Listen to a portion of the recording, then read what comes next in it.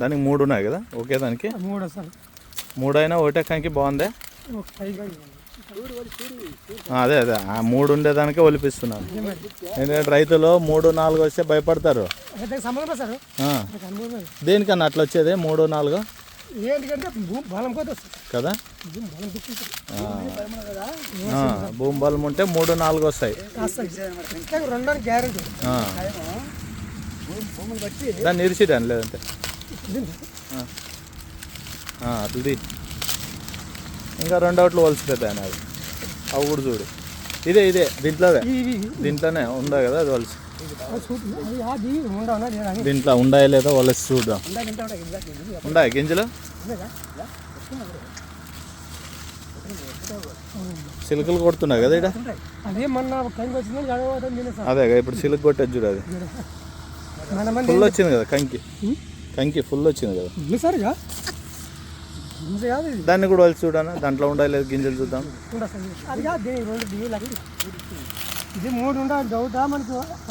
కొంతమంది అడుగుతారనమాట 3. ఇప్పుడు ఎన్ని రోజులు పైరు అనేది? 4 నెలల. తమ్ముందేనా ఇది? అవి కూడా ఫుల్ కాసావు కదా.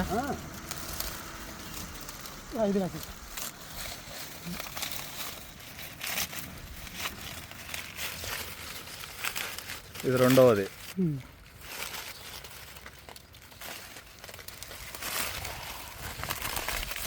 ఓ ఇది కూడా ఫుల్ కాసేది. నేను చెప్పాను సార్ అప్పుడు భూమి బలం వస్తుంది. భూమి బలం జ్వరలా పిండా ముందు బాగా పెట్టిండే. ఇది మాటలు కూడా కంకి 3 ఒకే దానివే. 3 ఇరిచి లేదు కొంతమంది చెప్తుంటారు 3, 3, 4, 4 వచ్చావని. దీనికి కూడా 3 వచ్చావు కదా.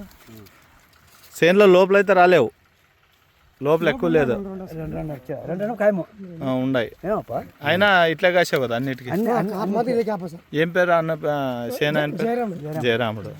ఎన్ని ఎకరాలు ఇది? 2 ఎకరాల. ఇప్పుడు పక్కన ఇవన్నీ వేరే వేసినారు కదా మొక్కజొన్న. దానికి దీనికి ఏమైనా తేడా ఉందా? అవి ఎట్లున్నాయి? కంకి చిన్ని కంకి వచ్చింది. యాడ్లేదా ఈ చుట్టుపక్కల? యా ఊరు ఇది? మండలం యాది వచ్చేది? పెదకడుగురు మండలమా? జిల్లా కర్నూలే కదా. పర్లే కదనా ఇదైతే పంట మాత్రం బాగా చేశారు కదా. ఈ చుట్టుపక్కల అన్నిటికి ఇదే మేలు ఇప్పుడు. ఎందుకంటే రైతులు అడిగితేనే తెలిసేది. మేము ఇట్లా పోతుంటే చూసిమే సేను ఎట్లుంది ఏమి ఎవరిదని అడిగితే చెప్పిరే. 3కు 3 బాగా వచ్చినాయి కదా. దాన్ని ఇరుసాను మధ్యలోకి ఇరుసు అప్పుడు తెలిసిపోతుంది నీకు గింజ. కింద నుంచి పైన వరకు ఫుల్ వచ్చింది. అది గింజ కూడా లావుకి బాగుందనా?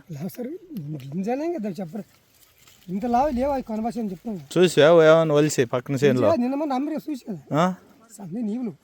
గుండుకు వచ్చి సిన్నికి వచ్చినాయేమో. ఇవి పాపం దెబ్బ పళ్ళ మాదిరిగా వచ్చినాయి కదా బాగా. చెప్పొచ్చు మనము రైతులకి.